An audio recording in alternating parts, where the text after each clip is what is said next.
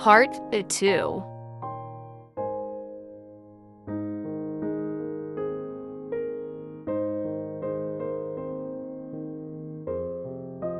पर इसको जानना चाहेंगे आपका फ्यूचर गोल क्या है? मीन्स आप यूट्यूब नहीं। कंटिन्यू करेंगे?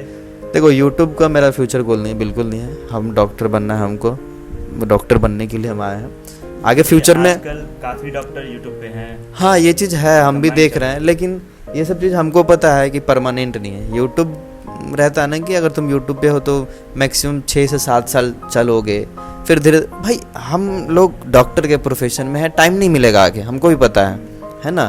तो मेरा मेन गोल डॉक्टर बनना ही है। हाँ, आगे अगर फ्यूचर कुछ ऐसा स्कोप हुआ तो हमको यूपीएससी देना है एक बार। आपने ये बीच ड्रीम। में बोला कि आपको पढ़ाने में इंटरेस्ट भी था, हाँ, तो उसको भी कैरी कर सकते हैं आगे?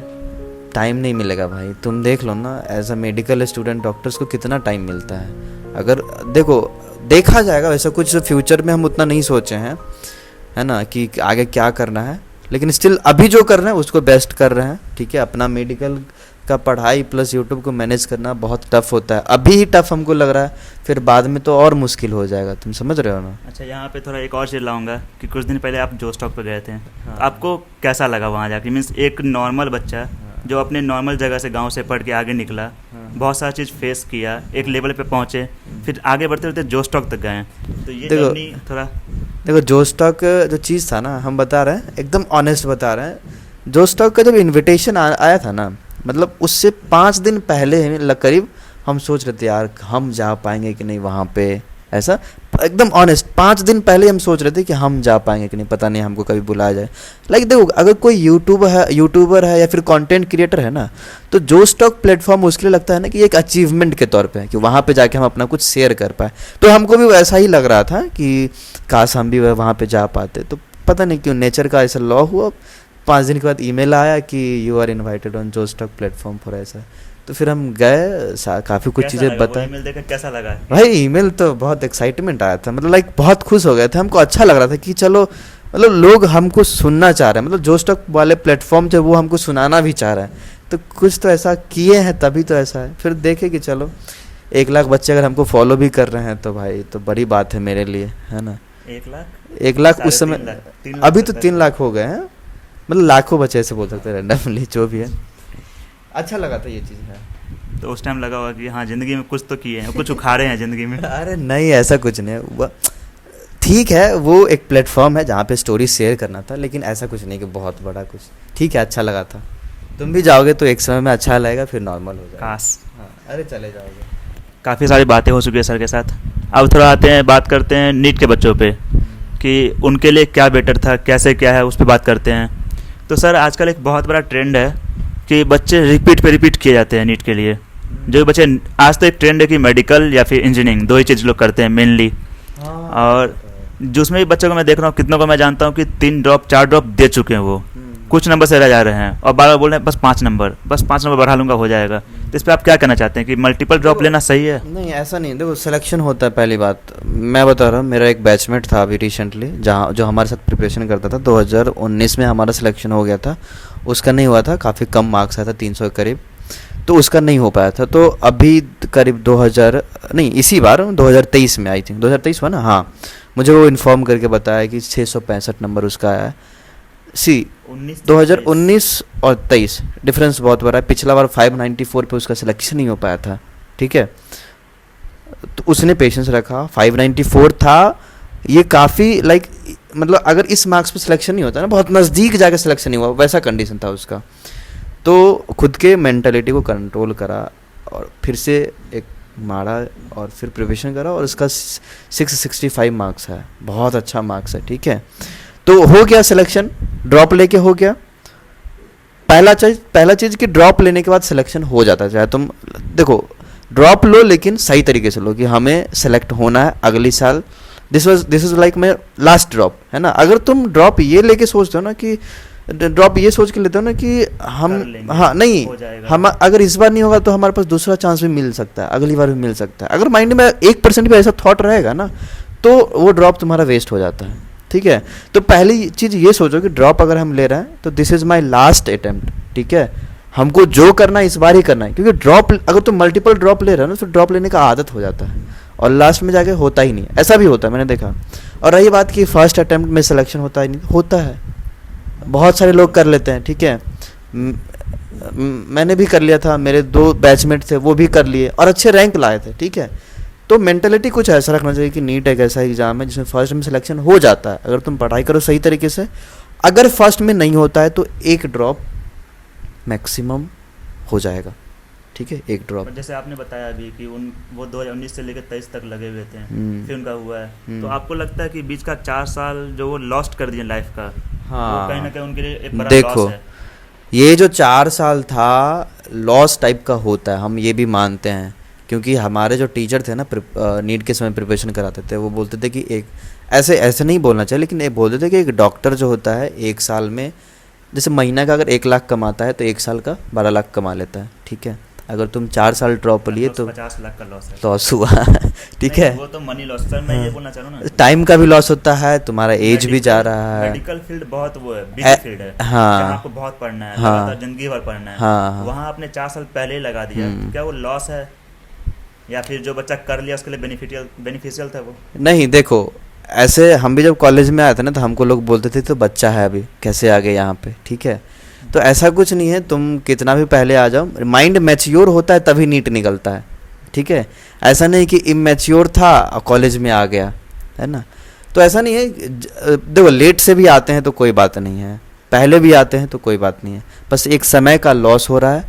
समय का लॉस बस वो चीज़ है कि अगर वो नहीं चाहते हैं तो पूरा मेहनत करें, कॉलेज में जितना जल्दी हो सके आ जाए, क्योंकि आगे और भी पढ़ाई करना है ना, अच्छा, पीजी भी देना है। कॉलेज में ऐसा कुछ होता है कि तुम बहुत जल्दी आ गया या फिर कोई अगर 3-4 ड्रॉप लेके आता तो डिस्क्रिमिनेशन होता है ऐसा? तुम्हारा कितना ड्रॉप था? मेरा 2 ड्रॉप था। और तुम्हारे ऐसे कोई दोस्त है जो फर्स्ट अटेम्प्ट में आ गए? हाँ बहुत सारे हैं। कुछ बोलता है तुमको? नहीं वो तो नहीं बोलते हैं, ये तो ऐसा कुछ नहीं होता है, ऐसा कुछ कॉलेज के नहीं। अंदर बच्चों का मानना होता है ना, मुझे कई बार बच्चे पूछते हैं कि सर मेरा 3rd ड्रॉप है, 4th ड्रॉप है, मैं लूँ या ना लूँ, या फिर कॉलेज में मुझसे कोई पूछेंगे कि तुम इतना ड्रॉप लिया, तुम क्या किया, ये वो। अरे नहीं मैटर करता यार, देखो तुम 10 ड्रॉप लेके भी कॉलेज में आओगे ना, हो सकता है स्टार्टिंग के समय में जो इंट्रोडक्शन आर होता है उसमें लोग तुमसे पूछेंगे कि कब आए, कब तैयारी किए, कब 11th किए, कब 12th किए, ये सब पूछते हैं। लेकिन धीरे धीरे वो सब मैटर ही नहीं करता है कि तुम कितना ड्रॉप लेके आए, सब एक समान होता है। टीचर भी तुमको वैसे ही देखेंगे, सीनियर भी तुमको वैसे ही देखेंगे, अल्टीमेटम ये कि ड्रॉप ठीक मैटर है। नहीं करता है, मैटर नहीं करता Selection matter है, करता है। Selection matter. तुम कॉलेज आ गए, बात खत्म, कितना ड्रॉप लेके आए कोई नहीं पूछता है। अच्छा सर, आजकल बहुत बड़ा ये एक फैशन हो चुका है, बच्चे कंफ्यूज होते हैं कि ऑनलाइन पढूं या ऑफलाइन पढूं। अभी देखो ये चीज़ हम ऐसा रिकमेंड करते हैं, जैसे ड्रॉपर स्टूडेंट्स होते हैं जिसके अच्छे मार्क्स आ रहे होते हैं, 550 एभव, ये सब चीज़ें, तो वो लोग ना अच्छा कर सकते हैं, ठीक है, नेक्स्ट ईयर बहुत अच्छा कर सकते हैं।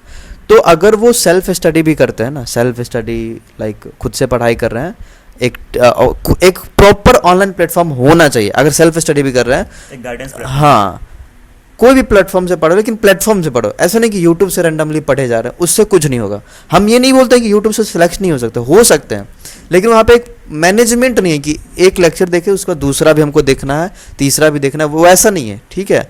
तो अगर लोग 550 570 ऐसे मार्क्स ला रहे हैं तो वो आई नो कि वो कर लेंगे, उसके पास कैपेबिलिटी है, वो टेस्ट सीरीज वगैरह अच्छे तरीके से ऑफलाइन ज्वाइन कर लेंगे तो हो जाएगा। लेकिन जिसके यार 200 300 400 नंबर आ रहे हैं तो उसको प्रॉपर चाहिए, सही तरीके से माहौल चाहिए, तो उसको तो हम हमेशा सजेस्ट करेंगे कि ऑफलाइन में जाओ, अच्छे टीचर से पढ़ो, सही माहौल में, डाउट पहले क्लियर करो, क्योंकि तुम्हारा कॉन्सेप्ट क्लियर नहीं से तो 400 नंबर आया, 200 नंबर आया, ठीक है। तो पहले तुम टीचर से डायरेक्टली कांटेक्ट करो, उनसे पूछो, तो इसलिए ऑफलाइन चाहिए, है ना। अब अगर मान लो कि उसके पास भी ऑफलाइन में जाने का व्यवस्था नहीं है तो ऐसा नहीं कि तो ऐसा नहीं कि ऑनलाइन से भी सिलेक्शन नहीं होता है। मेरे ही कॉलेज में हम अब रिसेंटली 2-3 बच्चे से बात किए थे जो कभी ऑफलाइन गए ही नहीं है, ऑफलाइन कभी देखे ही नहीं है, ऐसे लोग ऑनलाइन से कर ले। तो ऐसा होता है, देखो तुम्हारे पास रिसोर्स बहुत है, एक माइंडसेट बस होना चाहिए कि हमको इसको यूज़ करना है, हमको सेलेक्ट होना है, हमको एक्सक्यूज़ नहीं देना है कि मेरा वो दोस्त ऑफलाइन गया तो उसका हो जाएगा, मेरा नहीं होगा, हम ऑनलाइन से पढ़ रहे हैं तो ठीक है। ऑनलाइन में भी पता है बहुत अच्छे अच्छे टीचर्स पढ़ा रहे हैं, ठीक है, हाँ, बहुत अच्छे अच्छे टीचर्स हैं, ठीक है। तो ऐसा नहीं है कि नहीं होगा, हो जाता है। अच्छा, अगर सर कोई बच्चा अगर तैयारी स्टार्ट कर रहा है, प्रिपरेशन स्टार्ट कर रहा है, तो हाँ, कोई बेसिक टिप जो आप देना चाहेंगे उसको? देखो प्रिपरेशन स्टार्ट कर रहे हैं ना, तो सबसे बड़ी चीज़ जो ध्यान में रखना है वो ये कि हमको लास्ट तक वो एनर्जी के साथ रहना है जो स्टार्टिंग में रहता है ना। स्टार्टिंग में जब हम लोग कोई भी चीज़ नया करते हैं तो बहुत एनर्जी के साथ करते हैं कि अब मज़ा आएगा ये। अगर वो चीज़ को लास्ट तक मेंटेन कर लिए ना तो आई थिंक श्योर सिलेक्शन हो जाता है फर्स्ट अटेम्प्ट में। अब उस बीच में उतार चढ़ाव बहुत होता है, बहुत लोग डिमोटिवेट होते हैं। जब क्वेश्चन नहीं बनता है ना फिजिक्स का तब पता चलता है कि क्या होता है। जैसे सर लोड बढ़ता जाएगा, लोड बढ़ता है। स्टार्टिंग में एक चैप्टर होता है, हर कोचिंग का एक रूल है कि स्टार्टिंग के मॉक टेस्ट में बच्चा का अच्छा नंबर आता है, फिर धीरे धीरे जो नंबर डिक्रीज होना शुरू होता है ना तब पता चलता है कि अब खुद को कैसे मोटिवेट रखना है।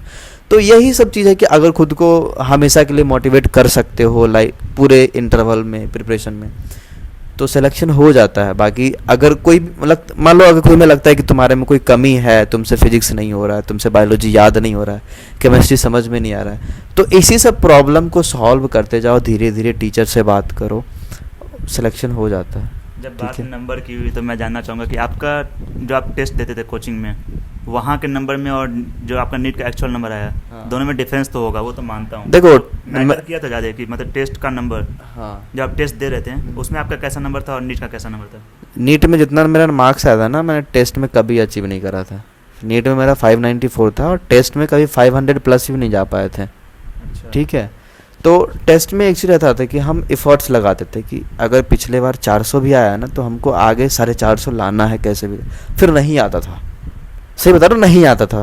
तो नहीं आता था, लगता था कि कहाँ पे कमी कर रहे, इतना सोच के जा रहे हैं, हर चीज़ करके जा रहे हैं, फिर भी नहीं आ रहा है। तो बस यही चीज़ जो था ना हम अपने हिसाब से बता रहे हैं कि यही जो एक थॉट था ना कि हमको करके जाना है, फिर भी नहीं आ रहा था लेकिन फिर भी करके जाना है। ठीक है, कि एक टेस्ट में मान लो पूरा एफर्ट लगाया गया कि हमको अगला बार अच्छा परफॉर्म करना है, नहीं हुआ, फिर अब दूसरा टेस्ट आया लेकिन उसमें भी यही सोच के जाना है कि हमको और अच्छा करना है। ठीक है, बस ये थॉट रहता है ना, इस थॉट से क्या होता है ना कि हम अपने आप को और बिल्ड करते हैं।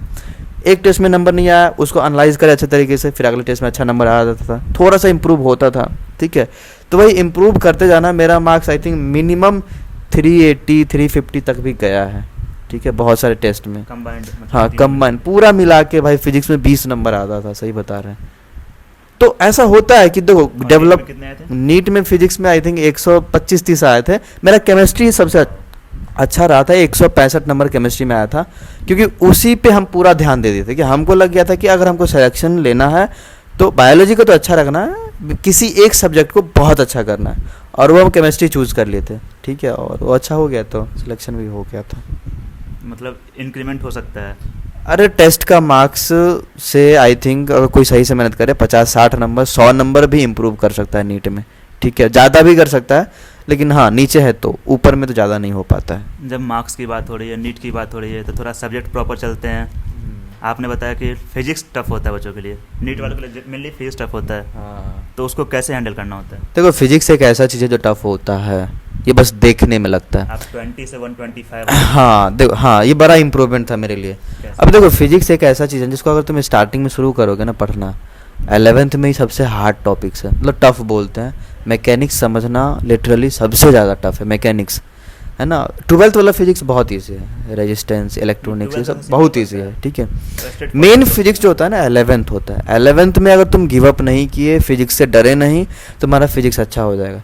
अभी क्या हो रहा है ना कि लाइक फिजिक्स जब टीचर से हम पढ़ते हैं ना तो हमें करना क्या है कि क्वेश्चन जब प्रैक्टिस करते हैं ना उस समय में थोड़ा पेशेंस रखना होता है कि अगर नहीं बन रहा है, मान लो नहीं बन रहा है, तो अगर टीचर नहीं है तो तुम सॉल्यूशन देख सकते हो, है ना, उससे इम्प्रूव कर लो, एक्सप्लेनेशन वाला ही क्वेश्चन सॉल्व करो। स्टार्टिंग का 50-60 क्वेश्चन इस माइंडसेट से करो कि हमको सीखना है, ये नहीं कि अगर नहीं बना तो डिप्रेस हो गए। अच्छा। स्टार्टिंग का 50-60 क्वेश्चन इस माइंडसेट से करो कि हमको सीखना है, नहीं बना सॉल्यूशन सीखेंगे, क्योंकि टीचर्स नहीं है। अब देखो सॉल्यूशन देखना गलत नहीं है, टीचर से भी लोग पूछते हैं, अब टीचर नहीं तो हम क्या करेंगे, सॉल्यूशन देखेंगे। तो बेसिकली सॉल्यूशन वाला बुक रखो जिसे सॉल्यूशन देख के कुछ क्वेश्चंस को सीखो, ऑब्जर्व करो कि कैसे अप्रोच लगा रहे हैं। ठीक है, वो जब हो जाएगा तो आई एम श्योर कि लाइक फिर उसके बाद जब तुम क्वेश्चन सॉल्व करना शुरू करोगे ना तो वो बनेंगे।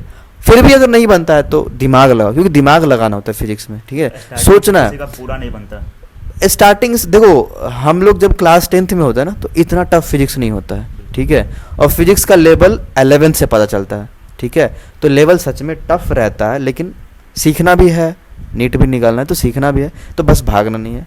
लेवल टफ है ये हमको भी पता है, सबको पता है, लेकिन वो ये है कि सीख सकते हैं लोग, सीख के 180 नंबर भी ला रहे हैं फिजिक्स में। ठीक है, तो हो जाता है, बस धीरे धीरे खुद को डेवलप करते रहो। क्वेश्चंस नहीं बन रहा है उसको सीखो, ऑब्जर्व करो, टीचर से पूछो, अपना कुछ ऐसा दोस्त होगा जिसका फिजिक्स अच्छा होगा उससे दोस्ती करके उससे न्यूमेरिकल्स वगैरह पूछो, है ना। कुछ ऐसा माइंडसेट क्रिएट करो कि हमको गिव अप नहीं करना है, सीखते रहना है फिजिक्स, ठीक अगर है। कुछ बच्चा एक चैप्टर पढ़ के 10 में से 5 या 6 क्वेश्चन कर पा रहा है पहले अटेम्प्ट में फिजिक्स में, तो उसका लेवल कैसा है? देखो अगर 10-5 क्वेश्चंस भी कर ले रहा है ना तो ठीक है, कर ले रहा है। बेसिकली उसे करना क्या है, लेवल ठीक है। लेवल का मतलब नहीं है हम किसी को ऐसा नहीं बोलेंगे 5 क्वेश्चन बन रहा है तुम्हारा बहुत कम लेवल है, ऐसा कुछ नहीं है। 5 क्वेश्चन भी बना ले रहा है ना, बहुत बड़ी बात है, ठीक है। क्योंकि हाँ, धीरे धीरे उसको सीखना है, क्वेश्चंस प्रैक्टिस करना है, दिमाग लगाना बस आना चाहिए। वो 5 क्वेश्चन अगर खुद से दिमाग लगा के बना लिया तो बहुत बड़ा बात है, दिमाग लगाना उसको आता है, ठीक है। अब अगर किसी को दिमाग लगाना आता है तो वो फिजिक्स भी सीख जाएगा, ठीक है। हाँ, टीचर से कंसल्ट करते रहेगा तो हो जाएगा। फिजिक्स में मैक्सिमम स्कोर करने के लिए क्या करना चाहिए? Questions practice. एनसीईआरटी इनफ है? नहीं, एनसीईआरटी हम नहीं पढ़े और थे, फिजिक्स? हम नहीं पढ़े थे क्योंकि हमको पता है कि हमको उतना मार्क्स नहीं लाना था, ठीक है। अब किसी को 180 नंबर लाना है तो एनसीईआरटी तो थोड़ा मोड़ा पढ़ना ही पड़ेगा, एटलीस्ट 1-2 बार भी पढ़ लेगा ना तो उसको एक ओवरव्यू रहेगा एनसीईआरटी का। और अगर मैक्सिमम स्कोर करना है लाइक 180 के लिए एनसीईआरटी पढ़ना है ऐसा हम बताते हैं। अगर किसी को सेलेक्ट होना है लाइक 130 नंबर, 40 नंबर, 50 नंबर लाना है, अगर वो क्वेश्चन प्रैक्टिस भी सही तरीके से करे ना तो आराम से 40 क्वेश्चन नीट में बना के आ जाएगा। हाँ, प्रीवियस ईयर क्वेश्चन ये सब चीज़ें तो आराम से 40 क्वेश्चन तो बना के आ जाएगा, ठीक है। बाकी एक आध मिस्टेक होगा तो सब मिला के अच्छा मार्क्स आ जाएगा उसका, ठीक है। तो क्वेश्चंस प्रैक्टिस करने पे सबसे ज़्यादा फोकस करना चाहिए फिजिक्स में। और क्वेश्चन प्रैक्टिस भी एक चीज़ है ना कि अंधाधुन नहीं करना होता है। अगर तुम अंधाधुन क्वेश्चन प्रैक्टिस करते जा रहे हो, तुम्हें आइडिया नहीं कि ये क्वेश्चन को हम कैसे बनाएं। बहुत तो होता है ना कि हम चैप्टर पढ़े हैं, आज क्वेश्चन बना लिए, क्वेश्चन बन जाएगा क्योंकि आज ही पढ़े हैं, कल जाके बनाएंगे तो मैक्सिमम चीज़ भूल चुके होंगे, ठीक है। तो वही चीज़ होता है कि जब हम क्वेश्चन बनाते हैं तो हमें पहले रिवीजन करना है, एक दिन का गैप लेना है, फिर क्वेश्चंस प्रैक्टिस करना है। वैसे मैं अपना एक्सपीरियंस बता रहा हूँ, सबका अलग होता है। तो एक दिन गैप लेने के बाद क्या होता है ना, हम काफ़ी चीज़ भूलते हैं और जब हम फिर क्वेश्चन सॉल्व करने आएंगे फिर वो चीज़ होता है, न्यूरल का कनेक्शन बनता है जब हम चीज़ें रिकॉल करते हैं तो, ठीक है। और फिजिक्स जब भी क्वेश्चंस बनाते हैं तो थिंक लाइक कि हमें ये क्वेश्चन को सिर्फ यहाँ पे सॉल्व नहीं करना है, ऐसा क्वेश्चन एग्जाम में भी आएगा तो हमें अप्रोच लगाना है। तो एग्जाम में हम कैसे बनाएंगे ये चीज़, ये माइंडसेट हर क्वेश्चन के साथ हमको सोचना है कि ये क्वेश्चन हमारा अभी तो बने गया लेकिन एग्जाम में आएगा तो कैसे बनाएंगे, है ना। फास्ट कैसे बनाएंगे? हाँ, फास्ट कैसे बनाएंगे, अप्रोच कैसे, जैसे क्वेश्चन दिखा कैसे हम सोचेंगे, क्या सोचेंगे, है ना। वो चीज़ पहले से हमको प्रिपेयर करना होता है, ठीक है। और एक और चीज़ देखा गया सर कि कुछ बच्चे ऐसे होते हैं ना, जैसे फिजिक्स का कुछ चैप्टर अच्छा होता है, इंटरेस्टिंग होता है, जैसे एनएलएम लीजिए, हाँ। वो इंटरेस्टिंग है, मज़ा आ रहा है सॉल्व करने में, उसी पे लगे हुए हैं, उसका एडवांस लेवल तक सॉल्व कर लेते हैं। नहीं, बाकी देखो नहीं है। ऐसा नहीं है, हमको हर एक चैप्टर से करना है क्योंकि हर एक चैप्टर से 2-3 क्वेश्चन आता है, किसी से एक आता है, किसी से ज़्यादा आता है। मतलब रोटेशनल है, इससे ज़्यादा आ गया, इलेक्ट्रोस्टैटिक्स है उससे ज़्यादा आता है, तो जिससे ज़्यादा आता है उस पर ज़्यादा काम करो। लेकिन जिससे मीडियम आता है उस पर लाइक ऐसा कर लो कि उसका सारा कॉन्सेप्ट बेस्ड क्वेश्चन हमको आ जाए, है ना। हाँ, एटलीस्ट जो प्रीवियस ईयर में जो कॉन्सेप्ट यूज़ किया गया है उस पे बेस्ट क्वेश्चन हमको आ जाए, बाकी कुछ सीख लेते हैं। अब फ्यूचर में क्या आएगा क्वेश्चन वो तो हमको भी नहीं पता है, किसी को नहीं पता है, टीचर को भी नहीं पता रहता है। तो एटलीस्ट जो कॉन्सेप्ट पूछ चुका है उस लेवल तक का क्वेश्चन कर लेना है, ठीक है। और उसके बाद अगर प्रीवियस ईयर क्वेश्चन बनने लग रहा है, ठीक है, क्वेश्चंस प्रैक्टिस करने के बाद अगर at last previous year question बन रहा है, मतलब ओके, फिजिक्स का तुम्हारा उस चैप्टर का प्रिपरेशन हो गया है, ठीक है। अब बस शार्प करने के लिए क्वेश्चंस रिवीजन ये सब चीज़ करते रहो, रिवीजन करते रहना चाहिए। हाँ, ज़्यादा क्वेश्चन सॉल्व करने से उतना कुछ होता नहीं, कम करो, अच्छे तरीके से करो। अच्छा सर, ये तो हुआ फिजिक्स की बात। अब करते हैं केमिस्ट्री में। आपके स्टार्टिंग में जो आप टेस्ट देते थे मॉक टेस्ट में, उसमें केमिस्ट्री कैसा था और नीट में कितने हैं? देखो नीट में मेरा तो 165 नंबर आया था, हम बताया ही थे। 165 केमिस्ट्री में? हाँ, तो एक्चुअली वो चीज़ था ना कि हम सोच लिए थे कि हमको केमिस्ट्री अच्छा करना है। अब अच्छा करने के लिए क्या था ना कि हमको एनसीईआरटी पढ़ना था, हम नहीं पढ़े हुए थे, है ना। एनसीईआरटी हम लास्ट में जाके पूरे अच्छे तरीके से पढ़े, प्रीवियस ईयर क्वेश्चन सॉल्व करे। सीबीएसई का जब हम एग्ज़ाम का बोर्ड का प्रिपरेशन कर रहे थे ना, उस समय प्रीवियस ईयर क्वेश्चन उसका सॉल्व करे थे, एनसीईआरटी सॉल्व करे थे। तो उससे ना एक आइडिया मिलने लगा था कि क्वेश्चन कैसा पूछता है, एनसीईआरटी से क्वेश्चन दिखा हमको, लाइक ये सब चीज़ें जो है ना मैंने करा था, एनसीईआरटी सॉल्व करा था। एनसीईआरटी में ऑर्गेनिक केमिस्ट्री जो होता था उसमें स्टेप वाला जो रिएक्शन आता है वो सब सॉल्व करा था। कन्वर्जन रिएक्शन जो होता है एनसीईआरटी में ऑर्गेनिक केमिस्ट्री में वो सब सॉल्व करा था। तो ये सब चीज़ें जो है ना अगर हम सही तरीके से पूरे रिसोर्स जो है उसको कर लेंगे ना तो अच्छा स्कोर आ जाता है। केमिस्ट्री में मेन दिक्कत होता है ना स्टार्टिंग में फिजिकल केमिस्ट्री, मोल कॉन्सेप्ट समझना। मोल कॉन्सेप्ट समझना थोड़ा टफ है, लेकिन सबसे आसान वही चीज़ है, ठीक है। वो तो बेसिक है। हाँ बेसिक है, वही चीज़ तो पूरा और केमिस्ट्री ज़्यादा में काम यूज होता आता है।